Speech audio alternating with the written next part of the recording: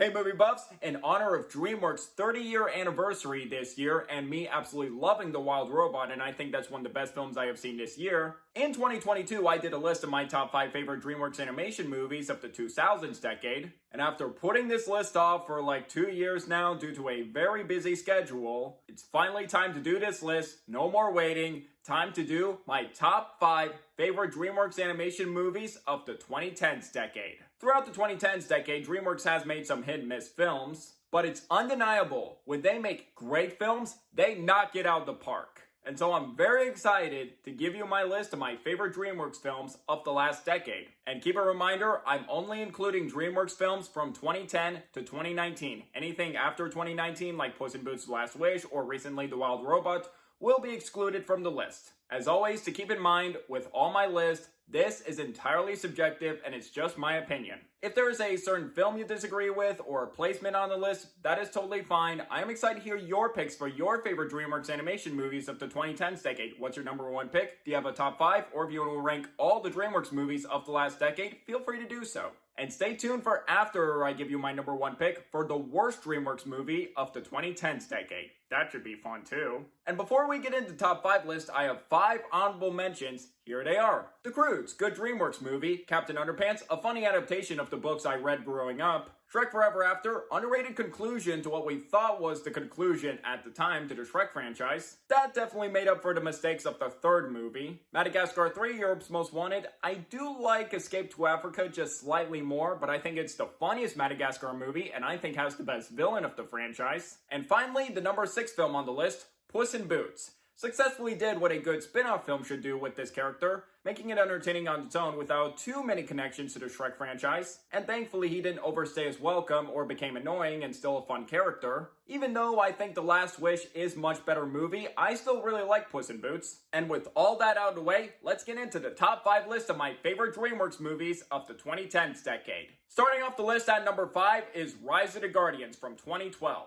Rise of the Guardians is an entertaining team-up movie that felt like the holiday creature version of the Avengers. This film has a fantastic voice cast from Chris Pine, Hugh Jackman, Alec Baldwin, Ezra Fisher. Jude Law does play a pretty good villain here. And I love seeing these different takes on Jack Frost, Santa Claus, the Easter Bunny, and the Tooth Fairy. And I found Jack Frost to be a very sympathetic character, delving into his backstory and him wanting to be seen. A few issues I do have with the film, however. One, I do feel like the story was a little basic, and maybe I would have felt like a little more breathing time between scenes. But still, Rise of the Guardians, over a decade later, to which I can't believe it's been that old, holds up as a beautifully animated and entertaining film from DreamWorks, with great characters, action, and imagination. I am disappointed that at the time of its release, it didn't do well at the box office, and looking back to November of 2012, that was quite a crowded month for movies. Wreck-It Ralph, my favorite animated film that year and one of my favorites. Skyfall, my favorite Bond film. There was also the last Twilight movie with Breaking Dawn Part 2, Life of Pi, Lincoln. So many movies that came out that month. I kind of miss 2012, not gonna lie.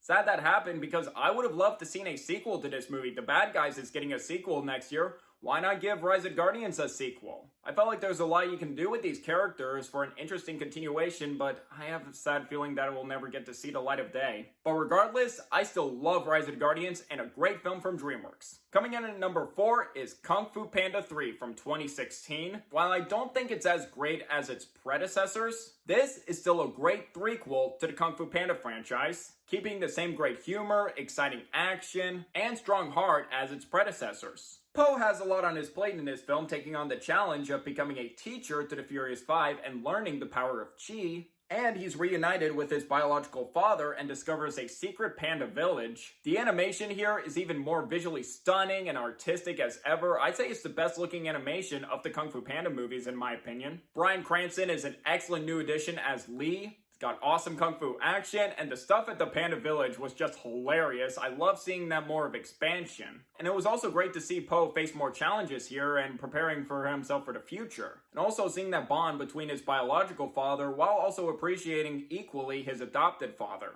One issue I do have, sadly, is the villain Kai, voiced by J.K. Simmons. While I thought J.K. Simmons did a great job with his vocal performance, he does make for a powerful threat with an interesting backstory, plus An awesome theme for him. I swear, Hans Zimmer, he went hard when composing the theme for Kai. And that will be going down as one of the best animated villain themes I have ever heard. However, I felt like he didn't have enough depth as its previous villains, being Tai Lung and Lord Shen. I felt like maybe they could have fleshed him out a little bit more for a more compelling villain, or at least on par with its previous villains. But he just wasn't on the same level, not quite as memorable, menacing, or compelling. But I'll give him credit, at least he's better than the chameleon in Kung Fu Panda 4 was just picked on for being small and she pushed a guy down the stairs.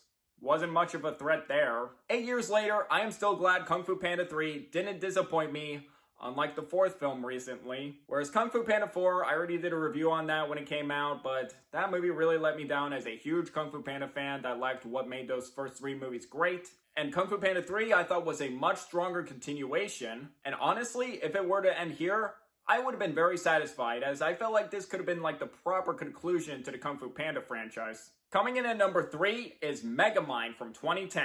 I am surprised rewatching this movie a few years ago, and I loved this movie when I first saw it when I was like 12 years old back in 2010. And now looking back on it, I love it even more. This was a hilarious, entertaining, and interesting take on the superhero genre where the villain becomes the hero. What if the villain suddenly and unexpectedly triumphs over the hero, but then realizes taking over the city is actually dull and tedious without a rival, leaving him with minimal purpose? But when things don't go exactly according to plan when finding his next hero, a new villain is on the rise with Tyne, and Megamind has his opportunity for not only redemption, but to be a hero. What makes Megamind work is the terrific voice cast from Will Ferrell's pitch-perfect voice as Megamind, Tina Fey, David Cross, and Brad Pitt as Metro Man. They're all very funny here as well. And Jonah Hill as Hal, who becomes Tyne. I thought he was a great villain, surprisingly, an unexpected choice to be a villain.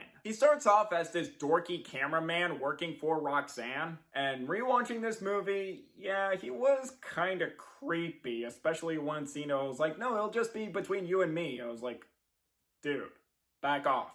And when he is given these powers, expected to be the next Metro Man, things don't go according to plan. Megamind betrayed him, he gets rejected by Roxanne, and then becomes the opposite of Metro Man and now a threat to Metrocity. And I actually like how it builds up to that while making for a funny villain too.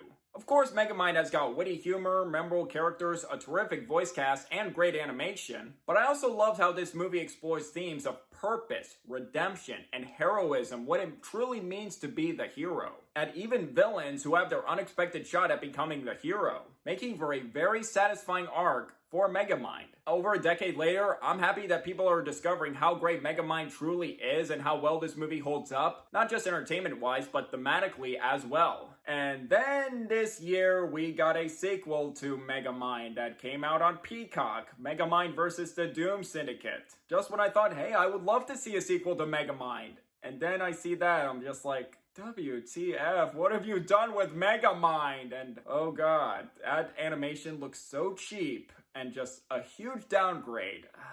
Why? But regardless, I'm happy Megamind holds up as an underrated gem from DreamWorks. Coming in at number 2 is Kung Fu Panda 2. 3 years after Kung Fu Panda was such a critical and financial success for DreamWorks, how were they going to follow up with a sequel? The answer? You do exactly how you make a fantastic, not only animated sequel, but sequel in general in every way. That not only exceeded my expectations, but I think Kung Fu Panda 2 is better than the first movie. Thankfully, avoiding rehashing what the predecessor did and continuing the character's story strongly while upping the ante. It's just as funny and exciting as the first. It actually gets more emotional and a bit darker than the first movie. And it even increases stakes too, and also includes emotional stakes as well. A particular improvement I love in Kung Fu Panda 2 is seeing Po interact more with the Furious Five, and I love seeing their arc of them not starting to be trusting Po that he was given the Dragon Warrior title, but then after he defeats Tai Lung, they do accept him as the Dragon Warrior. And I love seeing more of their back and forth in the sequel, more of their comedic banter, and how they gain more respect for Po. Kung Fu Panda 2 also serves as a compelling emotional journey for Po, discovering more about his past and how he was adopted. And let's talk about that scene in the third act when Po learns inner peace. That right there is a top tier DreamWorks scene. From the satisfaction of Poe conquering his PTSD to achieve it. And on top of all that, the incredible score from both Hans Zimmer and John Powell, it gives me goosebumps every single time I hear it. That might be my favorite musical score in any DreamWorks movie. And how much of an emotional tearjerker it is, I'd say on par with the ending of Toy Story 3. While Tai Lung was an amazing villain and one of my favorite DreamWorks villains in the first film, he would be a tough act to follow. Thankfully, DreamWorks were up to that challenge by delivering a fantastic villain. I think Lord Shen is an even better villain than Tai Lung. From his intimidating presence, surprisingly from a peacock, amazing design, sinister and devious voice, and understandable backstory from the beginning, on top with him tying into Poe's past, and serving as a constant and effective threat throughout the entire film makes him a terrific villain. And on top of all that, huge props to Gary Oldman's phenomenal voice work for Lord Shen. And he's still to date a top tier DreamWorks villain and easily my favorite Kung Fu Panda villain. It's still got thrilling action with the Furious Five fighting the wolves at the beginning, or that entire Pac-Man theme when they're through the village and they're just like chomping those wolves. Love that. And also in the climax when Poe with the cannon. Love it. That was epic. I can't praise Kung Fu Panda 2 enough as a funny, exciting, emotionally compelling, exhilarating, and satisfactory sequel. However, if there's one thing about this movie that made me upset, not really with the film itself, the weekend it came out. On Memorial Day 2011, this movie came out the same weekend as The Hangover Part 2. And let me just say this, I hated The Hangover Part 2 as someone who loved the first Hangover. That movie was just an unfunny and mean-spirited copy and paste sequel from the first movie that lacked what made it so great. And on that weekend, Kung Fu Panda 2 came in at second place and The Hangover Part 2 made more money in the US than Kung Fu Panda 2. That is absolute bullshit. Just how is it that a sequel was copy and paste that everyone criticized that movie for, while everyone praised Kung Fu Panda 2 for being a great sequel that continued the story, but yet Hangover 2 made more money? Just come on. I hated that movie. Just why? And that just proves, one, Hangover 2 was a cash grab, and another thing, box office doesn't automatically mean quality. But regardless, this was easily my favorite animated film of 2011, and other films I love such as Rango and The Adventures of Tintin that year, Arthur Christmas too, and it's one of my top 10 favorite films of 2011. As much as I do love Rango for being a unique Western animated film, I would have given this the Oscar for Best Animated Film at the 2012 Oscars. I really think it deserved it. And it would still go down as one of my favorite DreamWorks films and one of my favorite animated sequels of all time. And here we are, at the number one spot, and if you're looking back to DreamWorks films up to 2010's decade, and at this point in the video, I bet you're wondering, hey Jack, did you forget about these movies? Did you exclude them for the list? Where are they? Well, if you're thinking about those movies, they're right here on the list. That's right, movies, plural. I'm not including one movie for the number one spot, not two movies, an entire trilogy of movies. And if you know what that trilogy is, it's right here. My pick for the best DreamWorks films of the 2010s decade is the entire How to Train Your Dragon trilogy. I hope it's not cheating to put an entire trilogy at the number one spot and have them spread throughout the list. But since this is an absolutely incredible trilogy and each film have their own merits on why they're fantastic, and one started the decade strong, one in the middle, and one at the end of the 2010s decade, I feel like all three of these movies are deserving of the number one spot, as the How to Train Your Dragon trilogy stands as the greatest animated trilogy of all time. And now to go through these movies one by one, starting with How to Train Your Dragon from 2010. What an incredible and heartwarming start to the trilogy that really surprised me back in 2010. I remember seeing the trailers for that movie and I was like, it looks kind of generic. Really, DreamWorks, what are you doing? Then I saw the movie in theaters in 2010. It completely surprised me. I was like, that was fantastic. I love how this film took its time to develop the friendship between Hiccup and Toothless. And Hiccup does start as a weak and scrawny Viking, well, he's not really the Viking type, and hoping to slay a dragon. And when he found a different way to take down a Night Fury, which no Viking has ever seen, and then when he sees it ties up, he has the chance to kill it, but decides not to. And then later in the film discovers there's a different way to approach dragons as a way to train them and start a bond with it. And that just starts a terrific character arc for Hiccup, while also making for a smart and likable protagonist to root for. And Jay Baruchel's voice for Hiccup fits perfectly. The animation is still phenomenal, from the location of Berk, and especially the spectacular flying scenes were just jaw-dropping. I saw this movie in theaters in 3D, and back then, that was like a few months after Avatar, that was some of the best 3D I have ever seen in a movie. And also another thing to praise about the flying scenes, John Powell's amazing score and musical theme.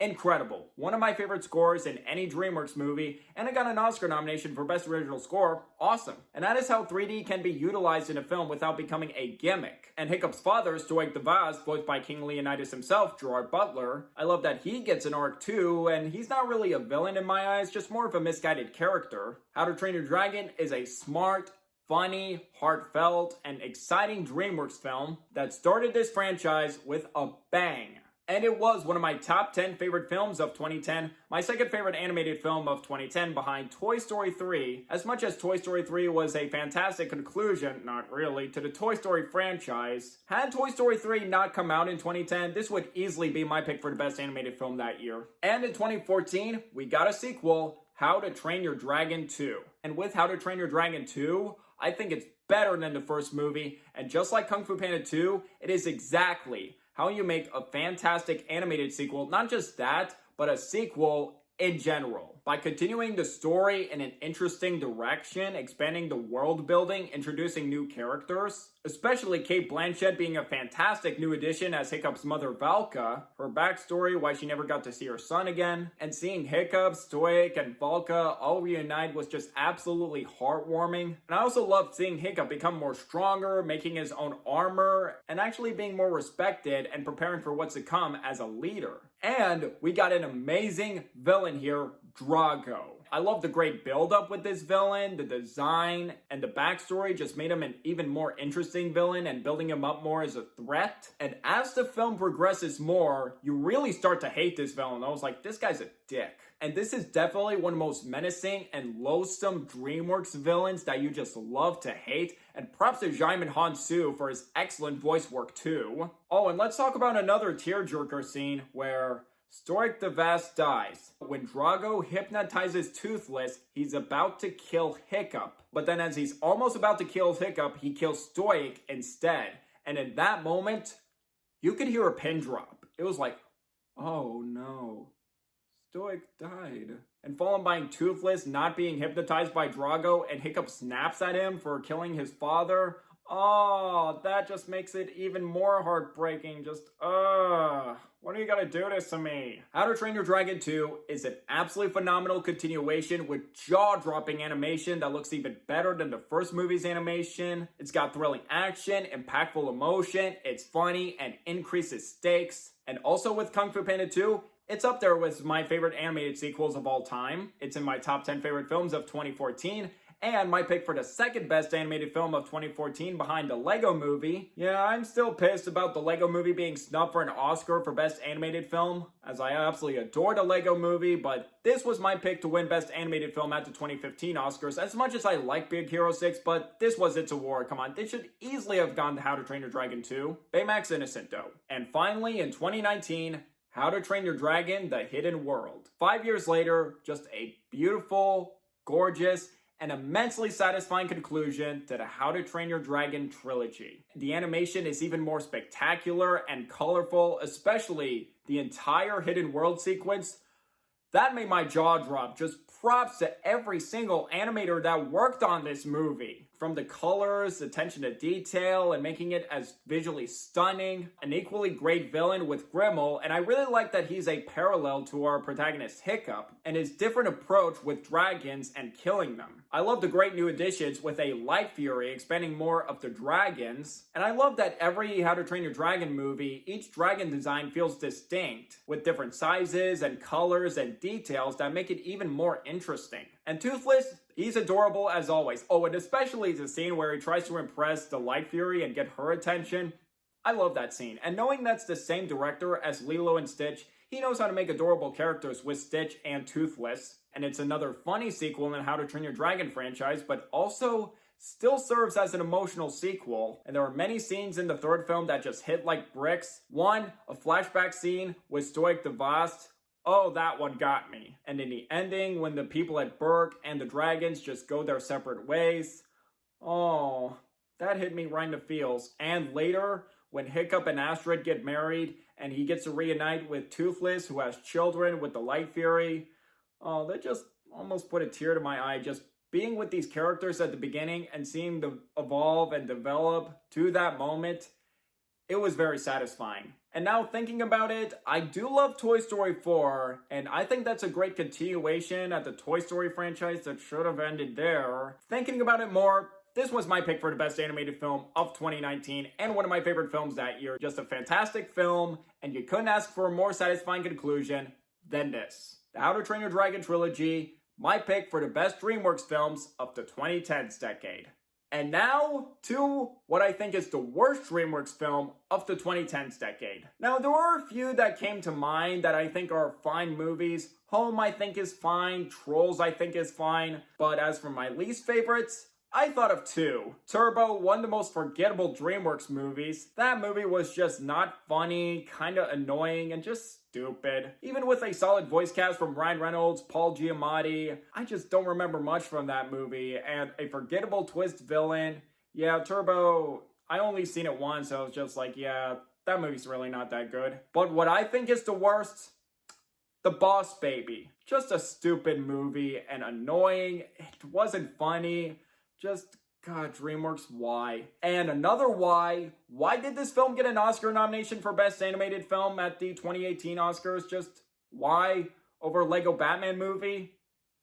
Yeah, I don't like The Boss Baby. It's just a stupid movie. And that is it. That is my list for my favorite DreamWorks films of the 2010s decade. And looking back at these films made me realize how special these movies are and how much when DreamWorks can make great movies, how much they knock it out of the park when they do so. And with 3 films in the 2020s decade, one I really liked, The Bad Guys, 2 films I adore, Puss in Boots: The Last Wish, and recently The Wild Robot, I hope we continue to get more fantastic films for DreamWorks in the 2020s decade. So I would like to hear from you guys. What are your picks for the best DreamWorks films of the 2010s decade? Top 5, number 1 pick, an entire ranking, or your least favorite? Let me know in the comments below. I'm very excited to hear your picks. Did you enjoy this top 5 list and want to see more videos like this in the future? If yes, please hit that like and subscribe button if you're new here, and don't forget that notification for my next upload in the future. It really means a lot. My social media links will be in the description down below. You can find me on Twitter, TikTok, and Instagram. And if you would like to see my written reviews, I do have a Letterboxd account, so if you'd like to follow me on there as well. And until the next video, I'm Jack Benner, and look forward to another movie review.